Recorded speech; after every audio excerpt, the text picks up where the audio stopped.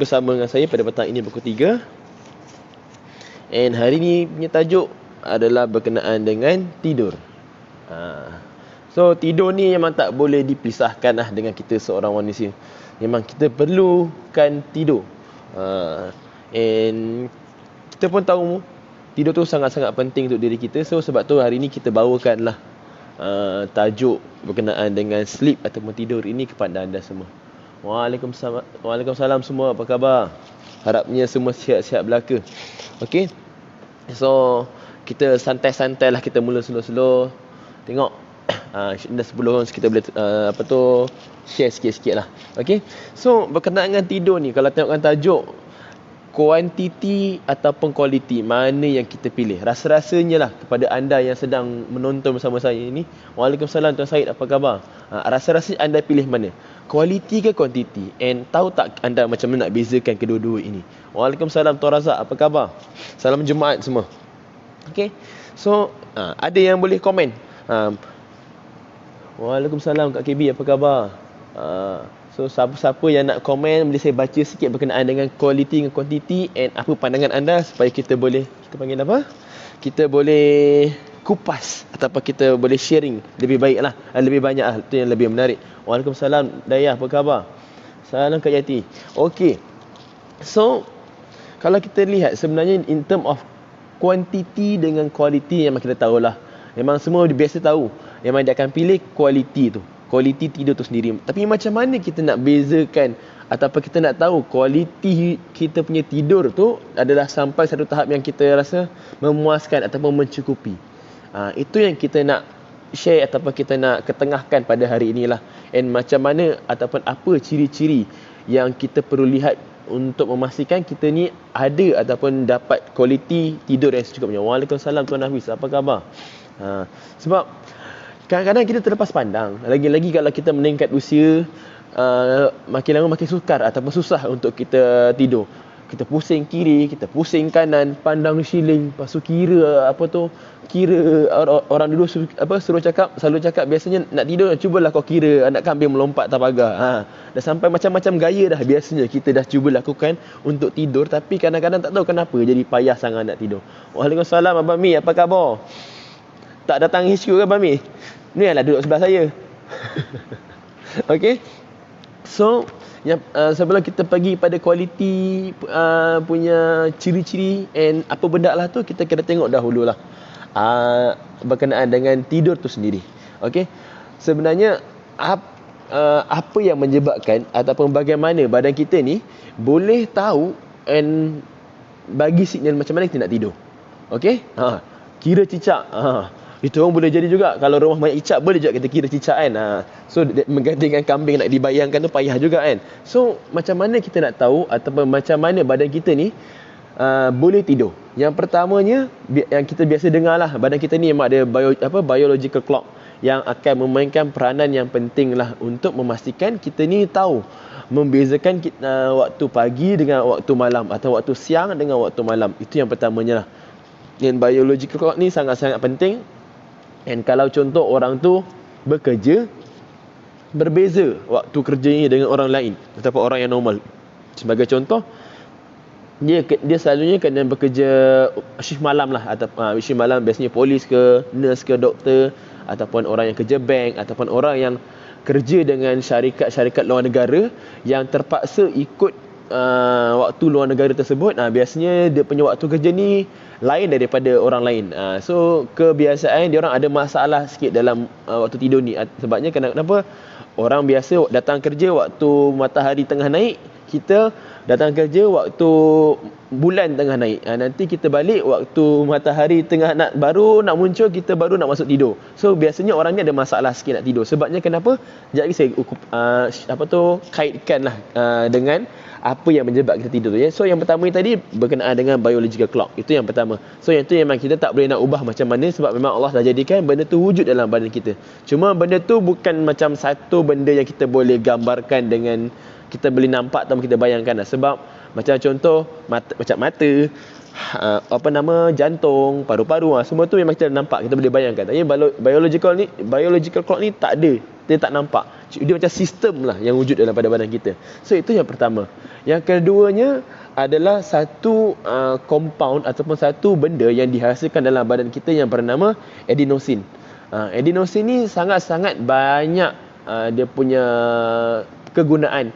Yang kebiasaannya adenosine ni sangat-sangat diperlukan dalam badan kita untuk membuat ataupun menghasilkan tenaga.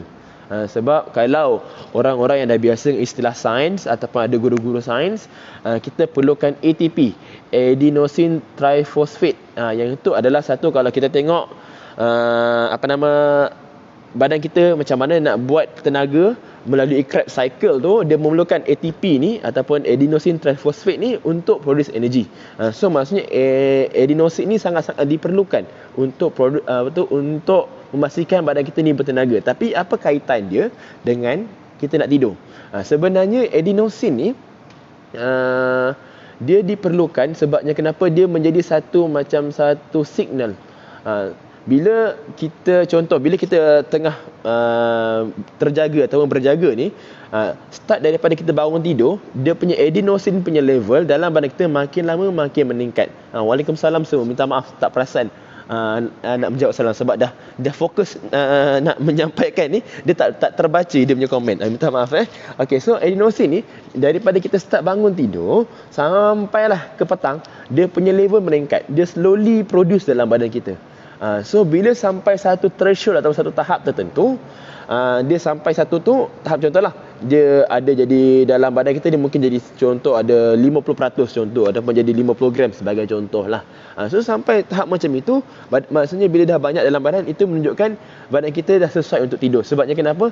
Bila kita berjaga, badan kita keep produce, tapi bila kita tidur, badan kita akan digest ataupun akan menguraikan kita punya adenosine tu sendiri untuk digunakan untuk proses yang lain. So maksudnya adenosine ni sangat-sangat diperlukan lah. Sebabnya dia menjadi satu indikator. Macam kita rasa letih lah, kita pagi kita buat kerja kan, kita berlari ke apa, dia berletih, tenaga tak ada. Bila tenaga tak ada, mungkin kita nak recharge, kita tidur. Contoh macam itu. Benda simple dia macam itulah. Ataupun kita contoh macam kita pakai bateri lah, maksudnya adenosine ni macam satu bateri. Dia kumpul, bila dah kurang ataupun dah habis, kita kena recharge balik. Macam itu perumpamaan dia. So ini adalah salah satu benda ataupun perkara selain daripada biological clock. Adenosine ni sangat-sangat penting untuk memastikan kita mudah untuk tidur. Okay, itu yang kedua. So yang ketiga adalah benda yang biasanya kita dengar, iaitu melatonin, hormon melatonin. Yang ini memang sangat-sangat biasalah kita dengar. Memang kalau contoh, kalau kat Malaysia memang anda tak boleh nampak di pasaran macam farmasi ke apa. Sebab memang KKM atau Kementerian Kesihatan memang tak membenarkan untuk mana-mana syarikat ataupun kilang ke apa untuk mengeluarkan atau menjual hormon. Benda-benda yang berkaitan hormon tak dapat dijual. So that's why melatonin ni memang tidak akan ada dekat pasaran Malaysia. Tapi kalau contoh anda sukar nak tidur, biasanya kita akan cari ubat tidur lah, pil nak tidur tu. Tapi nak beli pun kena ada prescription doktor. Tak boleh nak pergi ataupun tak boleh nak beli sesuka hati. Tak ada surat pengesahan tu, anda tak boleh beli. Tapi kalau contoh anda still lagi nak mencari melatonin, benda paling senang anda nak cari, anda pergi dekat pasaran luar negara seperti Singapura lah, jiran kita. Itu ada. Melatonin ni basically adalah hormon yang akan dirembeskan apabila bila keadaan surrounding kita ni makin lama makin gelap. So maksudnya contoh waktu siang macam sekarang ni kat KL ni agak panas. So memang sangat-sangat terik lah kat luar ni. So memang dia punya rasa bahangnya, walaupun kami duduk dalam aircon ni, kalau kita keluar sikit daripada pintu office ni, Masya Allah, dia punya rasa bahang dia kan.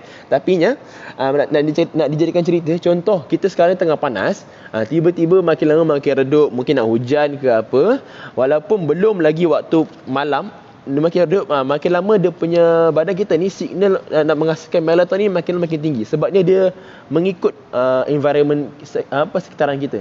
Dia ikut cahaya daripada gelap, daripada cerah ke gelap. That's why dia punya hormon melatonin tu meningkat. Tapi kalau waktu siang, biasanya hormon kortisol tu yang meningkat. Okey.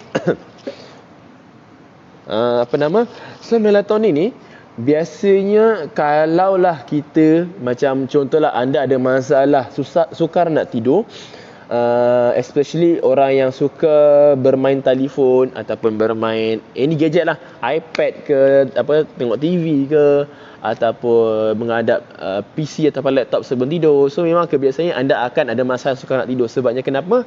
Badan kita ataupun mata kita ni dah dikaburi ataupun dah dikacau dia punya sistem.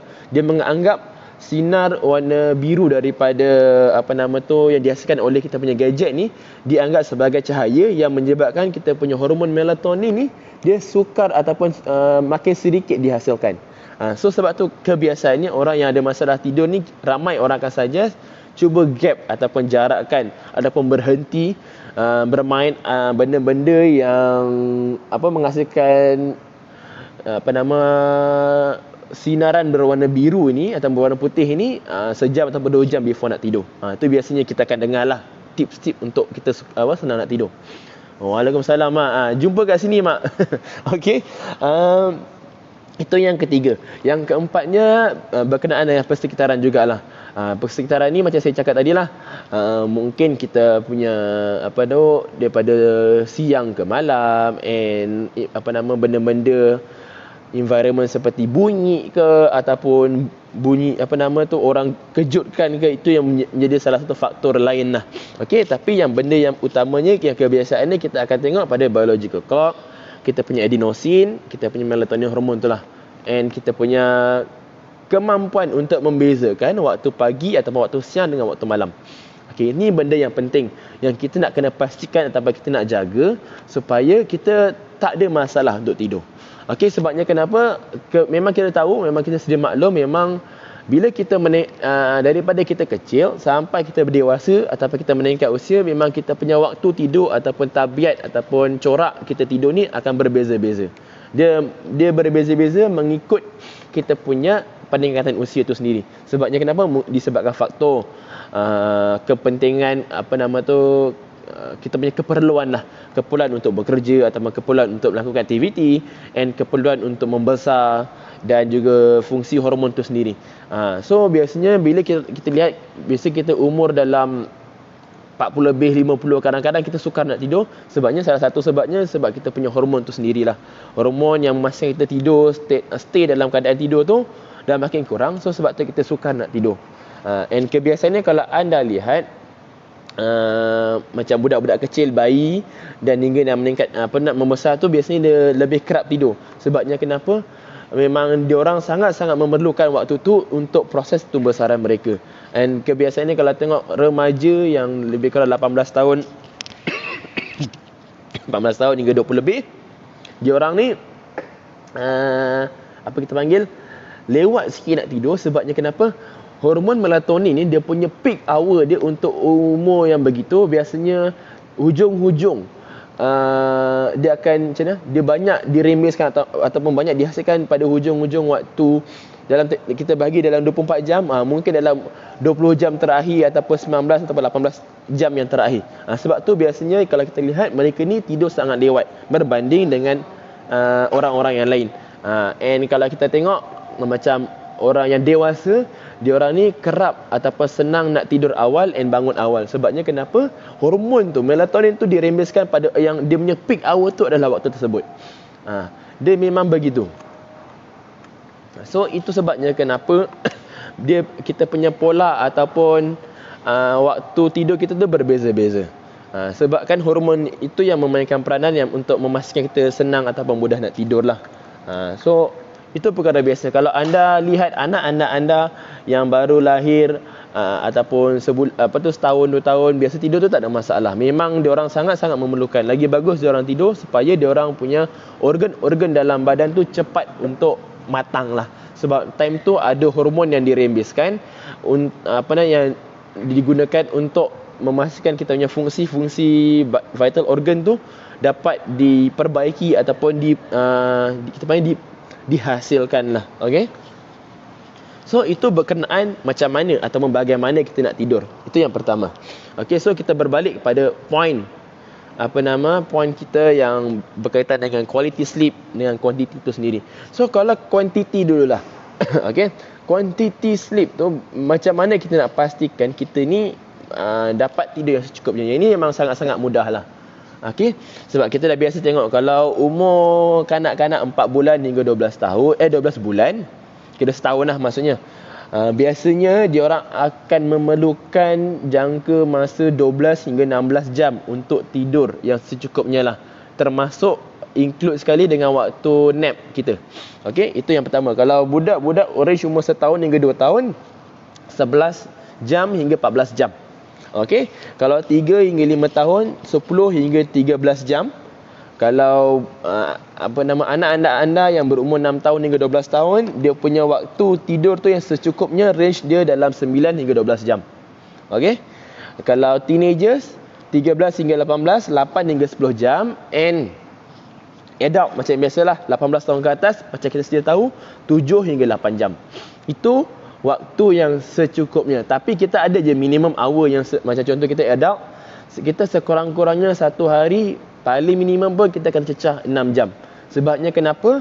Kalau bawah daripada 6 jam, ada kajian yang menunjukkan, banyak sebenarnya kajian menunjukkan kalau kita ni kerap sangat tidur bawah daripada 6 jam, kita punya risiko untuk meninggal dunia tu adalah lagi tinggi.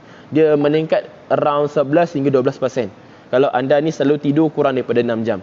So kalau anda ada jam yang macam yang jam fitness tu, biasa anda boleh lihat lah macam mana anda tidur, berapa jam ataupun berapa kali anda bangun, supaya kita boleh tengok pola ataupun corak tidur kita tu. Tapi kalau anda tak ada, anda boleh set lah.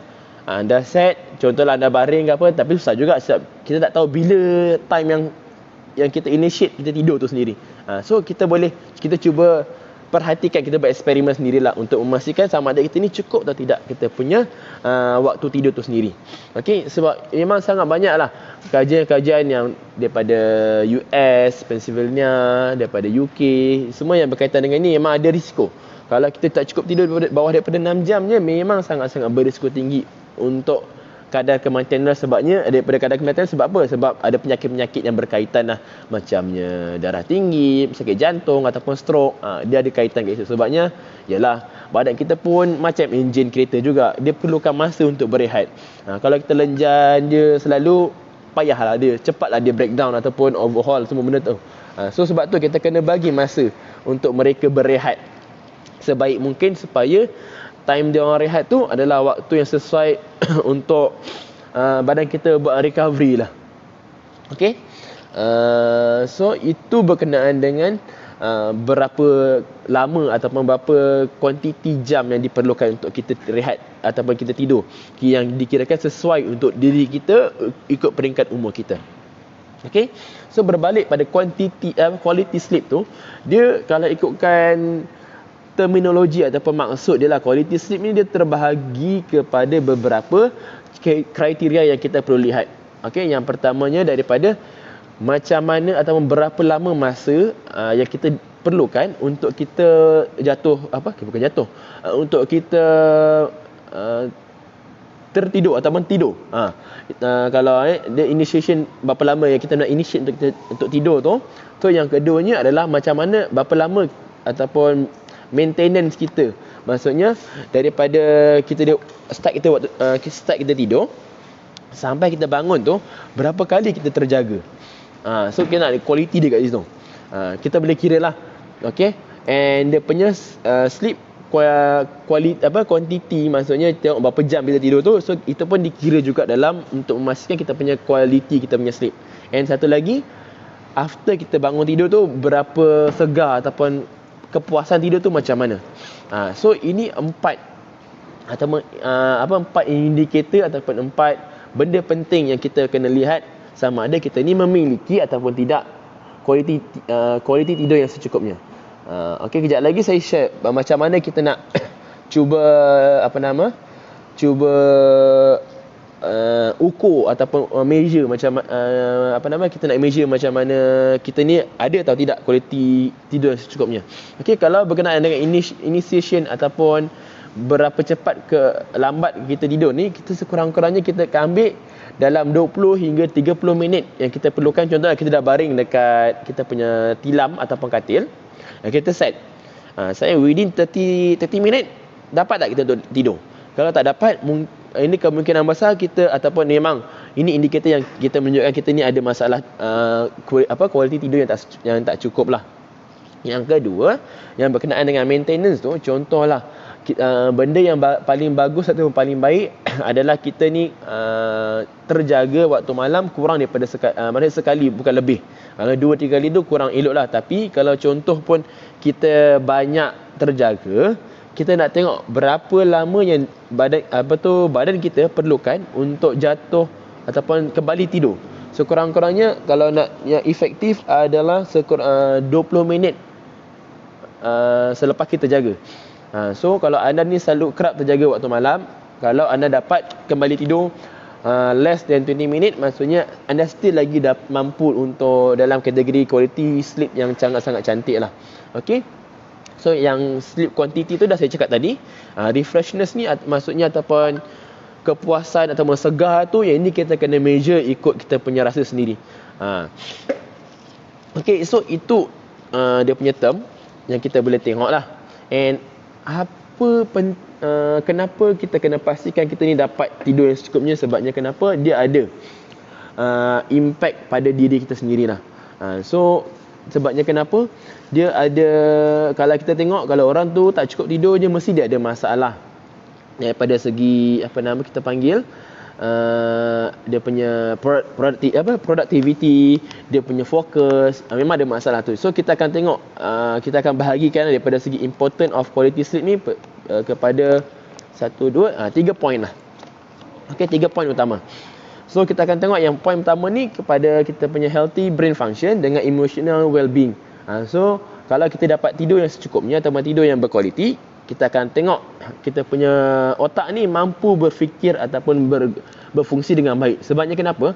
Waktu kita tidur ni, badan kita ni nak prepare untuk kita punya otak ni untuk next day. And kalau anda pernah dengar ataupun biasa dengar, memang waktu tidur ni adalah waktu amat penting untuk budak-budak recall balik apa yang dia belajar. Memang saya ada seorang sahabat masa dekat sekolah asrama, memang dia ni genius lah. Kerja dia, lepas dia study, memang dia akan tidur. Tapi saya selalu tanyalah, kenapa kau habis study je kau tidur? Memang dia punya pattern, dia cakap lepas dia study, dia akan recall balik apa yang dia study tu time dia nak tidur tu. So memang ini memang terbukti lah daripada saintifik ni, memang waktu tidur tu memang badan kita tengah prepare untuk digest and prepare prepare otak kita untuk next day punya ni, next day punya task. So kalau untuk anak-anak yang nak prepare exam ke SPM kan, hujung bulan ni, so bolehlah suruh dia buat macam ni. Lepas hadam satu chapter ke satu subjek je, cuba dia tidur, so dia recall. Teknik tu dia itu kena belajar lah. Saya pun tak kerti nak buat macam mana nak recall time tidur tu, tapi itu tips je lah daripada kawan saya memang yang genius lah. Okay. So selain daripada tu, daripada segi mana memang ada kajian juga menunjukkan kalau kita ni tak cukup tidur dia akan menyebabkan kita punya otak ni certain bahagian, mungkin daripada bahagian depan ke tengah-tengah ke belakang, dia akan terganggu dia punya fungsi otak tu. So menyebabkan orang tu susah nak buat decision making ataupun senang marah ke, emosi terganggu, ataupun dia ada masalah untuk solve problem. Maksudnya solve problem tu mungkinlah orang bagi soalan kira-kira pun payah, 1 tambah 1 pun fikir lambat sikit, 1 tambah 1 berapa je, macam gitu. Sebabnya dia ada otak dia tak cukup rehat. So sebab tu jadi macam inilah. Okay, and last sekali, bila tak cukup tidur, ada risiko jugalah untuk kita ni ada masalah meningkatkan risiko untuk kena depression, risiko untuk bunuh diri ataupun melakukan perkara-perkara yang merbahayakan diri kita. Ini ada kaitan juga dengan kalau kita ada masalah terlalu banyak stres lah. Okay. And untuk kanak-kanak yang memang tak cukup tidur, memang kita lihat dia ni selalu sikit ada masalah kurang behave lah, maksudnya dia selalu menunjukkan perangai yang kurang elok. Sebabnya kenapa? dia punya emotion tu tak berapa stable sebab dia tak cukup rehat. So kalau anda tiba-tiba melihat anak anda ni satu hari dia buat perangai je, mungkinlah dia ada tak dapat tidur yang secukupnya. Mungkin malam tadi dia mimpi bukan-bukan ke, ataupun dia terjaga malam kita tak perasan. So kita boleh comfort ataupun bertanya pada anak kita supaya dia rasa diraikan ataupun dihargai. Tak adalah kena marah je 24 jam. Kita biasalah kadang-kadang kita ni kan banyak kerja. Tok anak kita ni buat hal tiba-tiba kita pun asyik marah dia je. Dia pun lagi stres, macam tak ada orang nak jaga ataupun mengambil perhatian pada dia orang. Dia pun buat perangai benda lain pula. So kalau anda tiba-tiba merasai ataupun merasakan anak anda tu dia punya kelakuan berbeza, kita cuba selidik daripada segi waktu tidur mereka. Okey. So daripada segi physical health, ini benda paling senang lah. So kita boleh tengok daripada segi kita punya tahap kesihatan diri lah. Kalau tak cukup tidur, memang kita cakap tadi ada risiko nak kena sakit jantung, darah tinggi, kencing manis, stroke, obesity. Ini yang perkara biasa yang kita memang dah biasa tahu.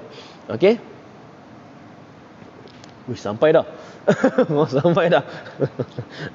Okey, so kalau yang berkenaan obesity ni yang perkara yang kita dah biasalah. Cumanya saya nak tekankan kenapa and mengapa orang tu ada masalah obesity.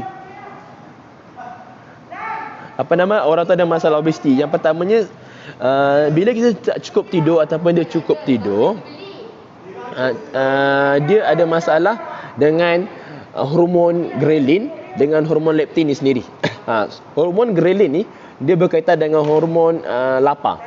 So, and hormon leptin ni adalah menunjukkan berkaitan dengan kaitan dengan kenyang. So, kalau kita punya hormon ghrelin tu tinggi, bila hormon ghrelin tu tinggi, biasanya lah kalau kita tengok, kita bangun pagi, bila kita pagi-pagi tu kita rasa lapar, biasanya sebabnya kita punya hormon ghrelin tu sangat-sangat tinggi time tu lah. Tapi itu menunjukkan badan kita dalam keadaan yang optimal atau yang keadaan yang bagus lah maksudnya. And kalau kita tak cukup tidur, biasanya memang daripada pagi sampai tengah hari sampai malam, hormon ghrelin ni sangat-sangat produktif, sangat-sangat banyak dalam badan kita. So sebab tu dah kita ni selalu lapar je kerja. Betul dah ya. Itu mak. Dia seorang je. Ingat seorang lantang dia kat situ. Dia tanya, siapa datang tu? Mak lah tu orangnya. Dia saya tunjuk sikit. Orang yang kecoh-kecoh datang ni. Assalamualaikum semua. Salam jutawan semua. Semua orang boleh teka dah suara dia. Okey. So, selain daripada berkaitan dengan obesity, dia juga ada kaitan dengan puberty. Puberty dengan masalah kesuburan. So, kalau contohlah anda ada masalah kesuburan secara tiba-tiba lah. Sebelum ni senang je, contohlah orang tu memang teringin nak anak. Okey, teringin nak anak. Dia memang tak ada masalah lain selain daripada masalah hormon ke apa.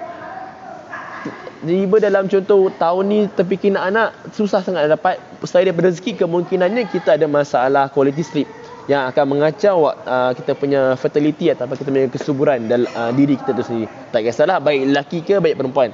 Sebab bahagian kesuburan ni biasanya orang lelaki selalu salahkan perempuan. Tapi tidak juga. Saat lelaki pun kita pun menyumbang. So anda tidak boleh menuding satu jari je. Okay. And satu lagi, kalau kita tak cukup tidur ni, badan kita pun jadi senang sakit. Macam saya cakap sebelum ni lah. Sebab ada satu hormon, saya dah lupa lah hormon apa yang kita perlukan untuk fight bakteria ataupun untuk repair kita punya repair kita punya sel-sel yang rosak time kita tidur. So kalau tak cukup tidur, sel tu kita punya hormon tu tak dapat dirembeskan dalam satu jumlah yang sepatutnya. And bagi orang yang nak turunkan berat badan, sebenarnya cukup tidur tu amat-amat penting. Sebabnya kenapa? Masa kita tidur pun sebenarnya adalah waktu yang terbaik untuk kita bakar lemak. Kalau anda nak tahulah. So that's why anda perlu tidur yang secukupnya untuk memastikan badan kita mendapat bakar lemak kita. And untuk orang yang lelaki ke perempuan ke yang ingin membina badan atau membina otot, Waktu tidur pun sangat-sangat penting untuk proses kita punya recovery ataupun untuk membesarkan kita punya muscle. Okay. And last sekali, ini benda yang penting lah. Okay. Daripada segi kita punya safety. Sebab kalau kita kurang tidur, memang kita akan ada masalah micro sleep ataupun letih ke, lesu ke, jadi ngantuk ke. So ini yang kita kena atasi ataupun kita kena elakkan lah.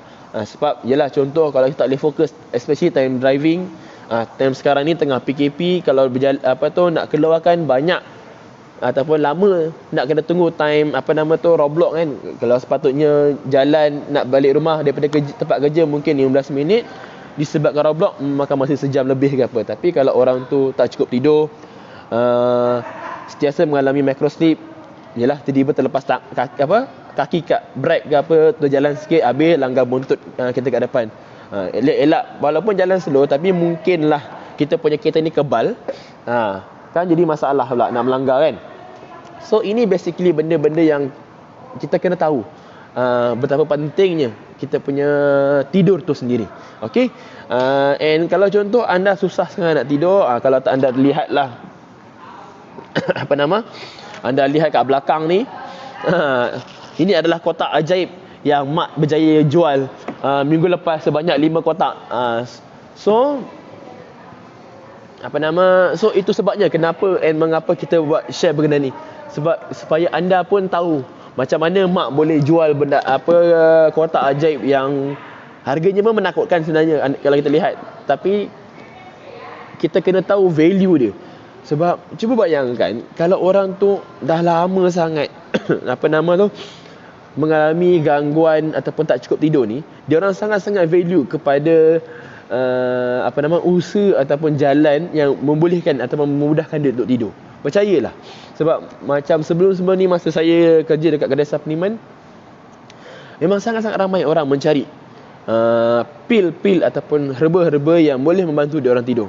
Sebab dia orang sanggup untuk membeli ataupun mengeluarkan duit untuk beli produk-produk jenis. Sebab saya masa kat company saya dulu tu dia ada satu produk yang kita ambil in cycle, yang produk tu memang harga dia satu kotak tu hanya digunakan dalam 20 hari kalau tak salah. Harga dia satu kotak dalam 700 lebih. So dalam 1 tahun anda boleh ambil 3 kotak je. So dalam contoh 700 lebih dekat 800, 8 darab 3 berapa? Maaf lah je. Saya punya ni Mac ni slow sikit.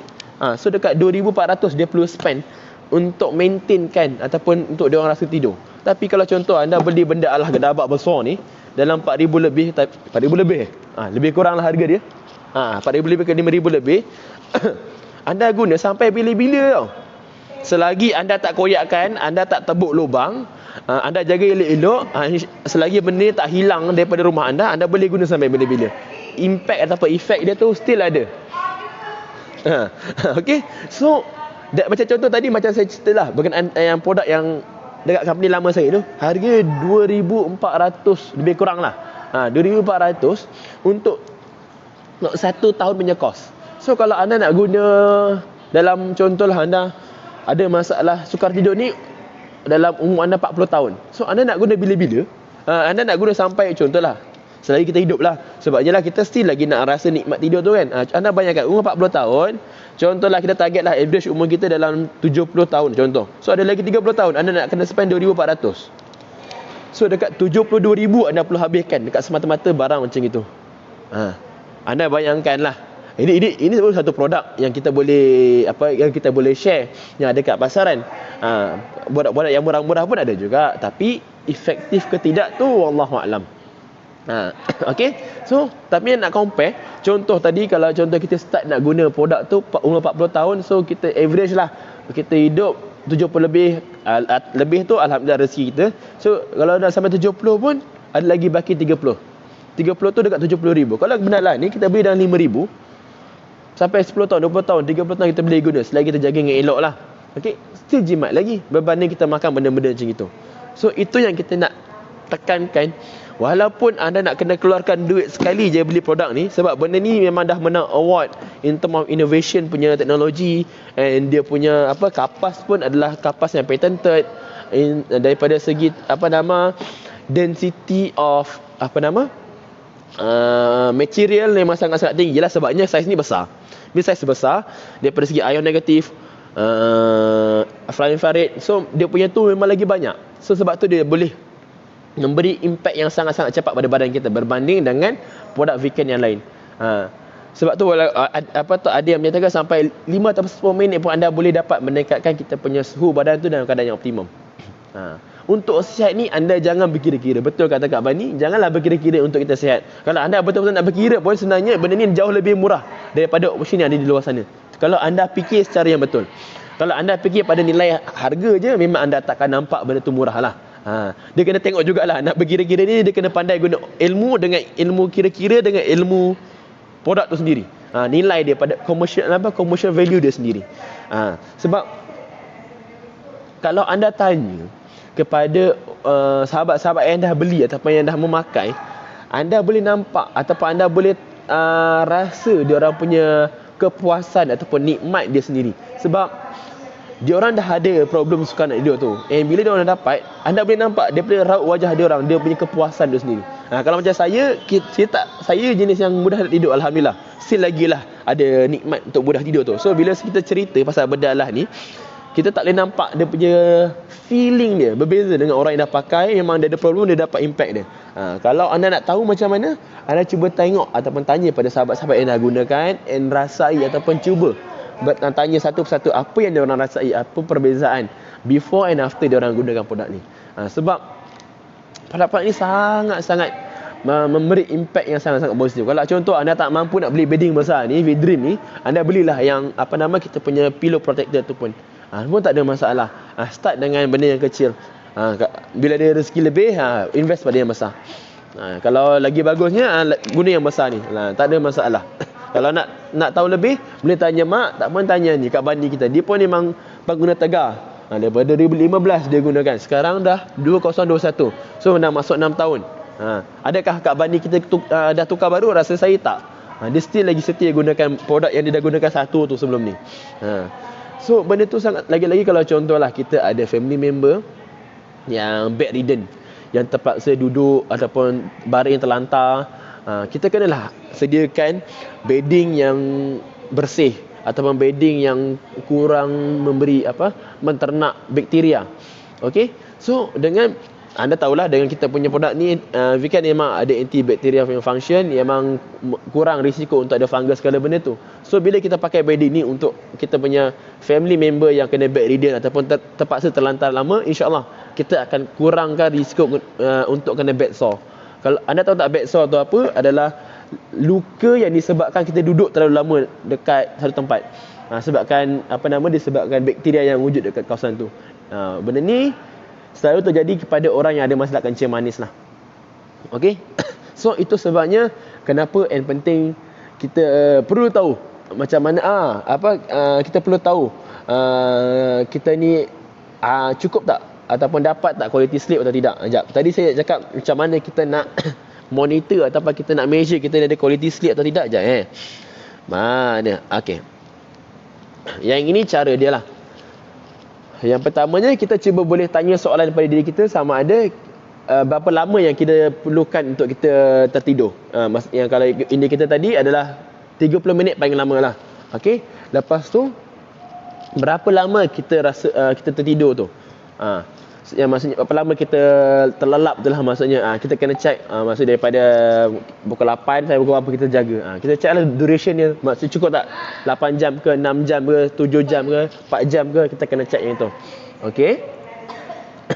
So lepas tengok how long, kita nak kena tengok juga berapa kerap kita terjaga waktu malam, and macam mana kita punya impact kita punya kepuasan tidur tu tadilah. Itu kita tengok lah.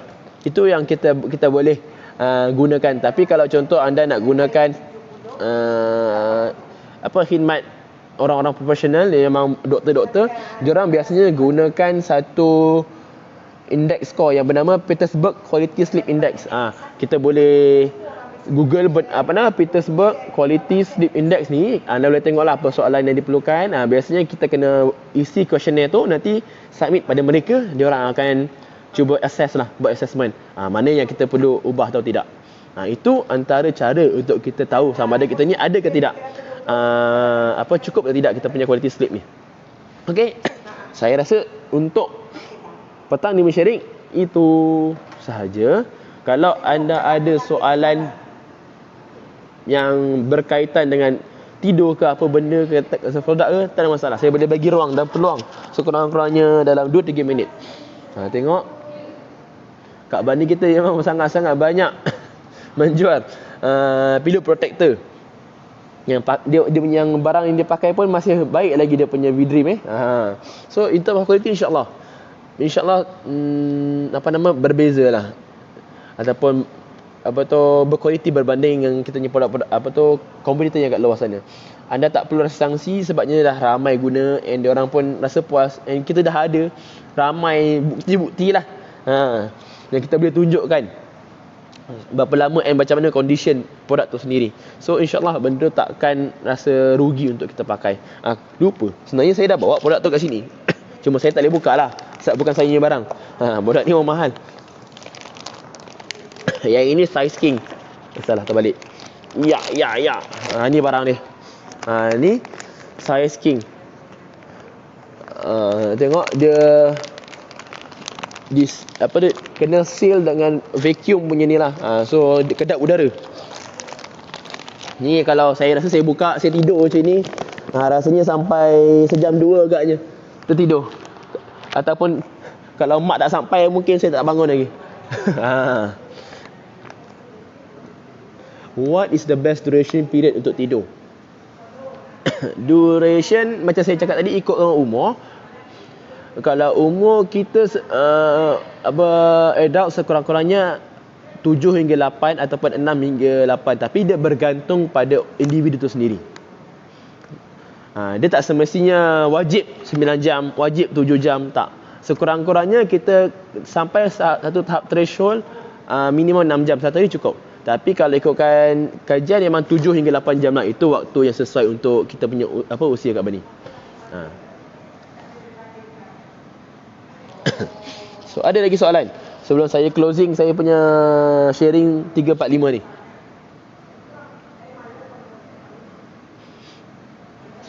Harapnya sharing petang ni memberi satu input yang barulah. Sebab kadang-kadang kita nak tengok quality sleep pun, walaupun kita tak fokus pada duration, kita boleh tengok kita punya sleep score kalau kita ada jam-jam canggih lah. Sebab biasanya kita akan tengok, kita akan ukur pada kita akan ukur pada kita punya berapa lama kita dalam keadaan REM sleep tu. Sebab REM sleep ni adalah waktu yang benda yang penting. Sebab time tu lah yang betul-betul kita tidur. Kalau kita tak sampai REM sleep tu, kalau REM sleep kita tak panjang ataupun tak banyak, kita mesti lagi takkan rasa segar untuk tidur. Walaupun kadang-kadang kita tidur 2-3 jam je.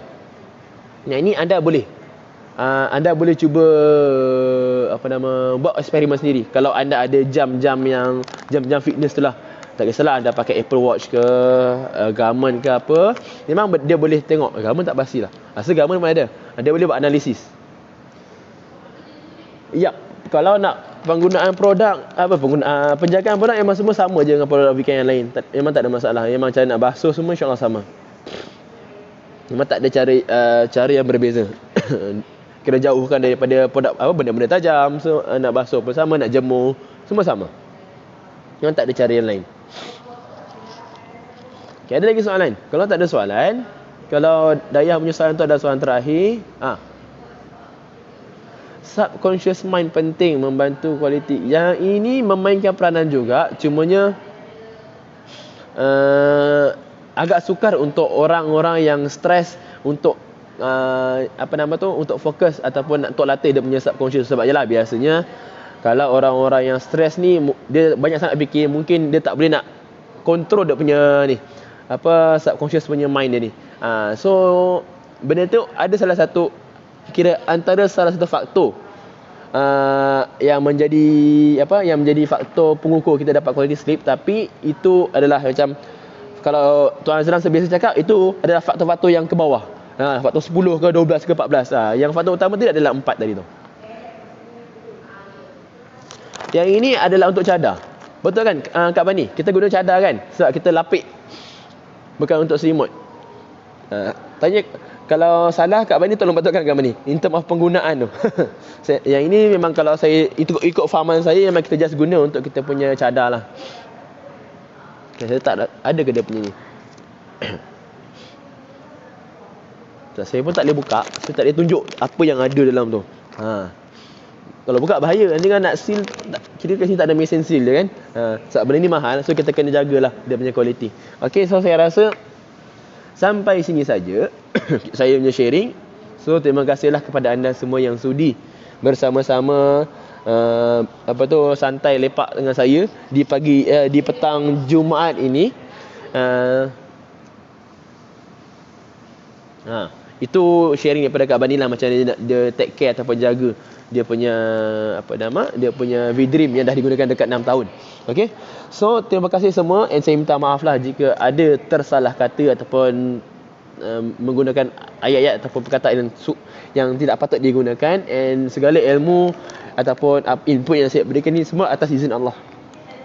Okay, saya minta halal atas segala kekurangan saya. Terima kasih, and selamat berhujung minggu lah kepada anda semua, ataupun bagi orang yang di Kelantan, Terengganu, Kedah dengan Johor yang dah memang cuti pada Jumaat. So selamat bercuti. So assalamualaikum warahmatullahi wabarakatuh. Terima kasih. Welcome semua. Alamak, lupa tekan.